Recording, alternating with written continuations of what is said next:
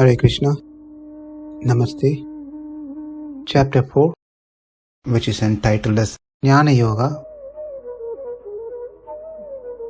Sloka 25. Daivam evāpare yajñaṁ yoginaḥ paryupāsate brahmāgnāv apare yajñaṁ yajñenaivopajuhvati. Now, is it really necessary that we have to do the deity worship? Now, there are two parts to it. Yagam, and there's another one called anuyagam. Yagam means where one does the worship, deity worship, and offering the food to the deities. Anuyaga means accepting that which has been offered to the deities, honoring that prasadam, that which has been offered. So, eating means anuyagam. For one to do anuyagam, one has to do yagam. Yagam means deity worship. So the food can be first offered to the deities, and that can be consumed as prasadam, honored as prasadam. We discussed this in detail when we were in 3rd chapter, Sloka 13. Please refer to 3.13. Now, daivam evāpare yajñaṁ means there are different beliefs that people have. Bahuishvaramadi means one who believes in many gods to be worshipped or supreme. In other words, polytheism. Polytheism is belief in many gods. Monotheism is belief in one God. Pantheism is belief in all to be God, the universe, everyone to be God. So, what is the right thing here? As per the Shastra, Sanatana Dharma, there is only one God. So that means monotheism, but on a multiple level of it. Whereas in other religions, they reject the some religion, they reject the other gods and accept only one God. They call the other gods are false god or imaginary ones. Therefore, they don't like when we speak about many gods. But as per Sanatana Dharma, also as per the Vedas, there is only one God. But the difference is, there are other gods also. They are true and they are not imaginary. They are all subordinate servants to that one supreme God. So that's how we have to understand this thing. So there are two ways we can understand this term daivam. That is one. One is worshipping of devatas, demigods. Bahuishvaravadi, worshipping like Indra, Varuna, and many other gods. That is a general practice that we can see people doing that.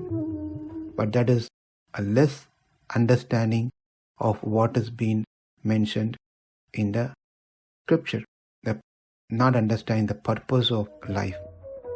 Whereas, how does devotee in Krishna consciousness life apply this, or what is the best way that one can take this deity worship to the next higher level? Let's analyze that here. The line says daivam evāpare yajñaṁ, which is plural, not singular. Daivam. So how can it be just one God, and that to Krishna? What it means, or what we can take from here, is different forms of Krishna. Varaha, Rama, Narasimha, Krishna in the form of playing flute, Krishna in the form of a little boy, Narasimha with Prahlad, Narasimha with Lakshmi. So these are different forms of Krishna can be worshipped. So in that way, we can accept this. as, yes, it's plural, but then plural of various forms of Krishna. Another question is, it is mentioned here, daivam, which is common. There is no mention that one has to do deity worship or worship Krishna or any of Krishna's other forms that we just saw. So why can't we do deity worship of any devata of our choice? Why only it has to be Krishna or Krishna's form?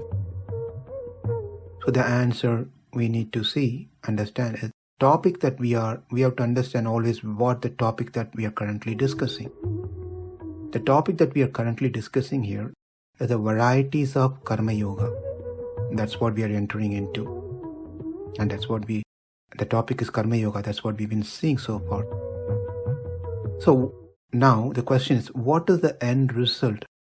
That is the fruit of doing karma yoga. The fruit of doing karma yoga is seeing the Atma Sakshatkara, meaning having a vision of Atma, seeing the self, self-realization. So what is the fruit of self-realization, Atma Sakshatkara? The fruit of seeing self is to get Paramatma realization, Paramatma Sakshatkara, to see the Super Soul. So the end result of this is to develop bhakti and attain moksha. Moksha means going to the supreme abode, Vaikuntha. So if one wants to go to Vaikuntha, then the question that one should ask is, whom the daivam represent to? That has to be very clearly analyzed. The answer is Krishna. Krishna alone, and can't be anyone else. And please refer or hear to the chapter 4, 12th sloka, same chapter, 12th sloka, to recollect and refresh on the same topic. Who is the one who gives moksha? So that's been discussed in detail. Again, we should know that Bhagavad Gita is not one-time study. It is to be a regular and daily practice. We have to connect all the dots as we study. We have to remember, as we are very good to forget things, we have to recollect. That means we have to keep on reading Bhagavad Gita. How this is related to this sloka, how what we discussed before is related to what we're discussing today, and all that has to be analyzed. So it's a regular process to read Bhagavad Gita. It's not a one-time program. Now, paryupāsate or upasate means just doing. Whereas paryupāsate means doing with full faith and involvement. So that is also mentioned here, which means one might deity treat or worship the deity worship maybe just for sake of doing or because as a duty, whereas one can take up that as to the next level of doing that as a main course of one's life. When one does the deity worship, they have to treat the deity as a child, as their child. So all care can be given to the deity. At the same time, one should also understand the deities or understand the deity to be like a prince. Prince means one has to have that proper respect. So one doesn't make a mistake in doing what they're doing. That should also be there. The question is, who should do this one? Should men should do or women should do? Well, both are involved. Women should assist men and men should do it regularly. And both of them can get involved in deity worship in all ways. So the another question is, how about just worshipping Guru alone? As it is said, Guru is equal to God. Scripture says, well, that is not what recommended in the scripture. It is said, yes, Guru is to be treated as good as God, but never it says that ignore worshipping God and start worshipping Guru. And a real Guru, a bona fide Guru, will also not teach this to his disciple. He would rather see his disciples are worshipping the Supreme Lord. So there are differences. And each one, Guru and God, have their own role and position in this process.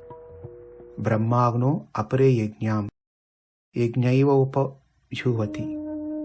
The last two lines is pretty simple, where the first two lines talk about yagam, yajña. In that, deity worship is mentioned as yajña, sacrifice. Whereas here, the actual fire sacrifice is being mentioned as another type of worship or sacrifice.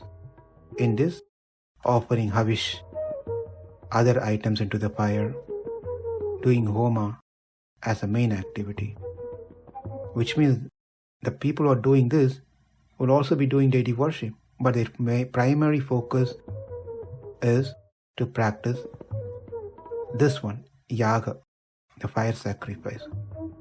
Again, the difference between the first one that we saw and this is the deity worship, yaga, is the first one focus on the deity itself, that to be known as yagam.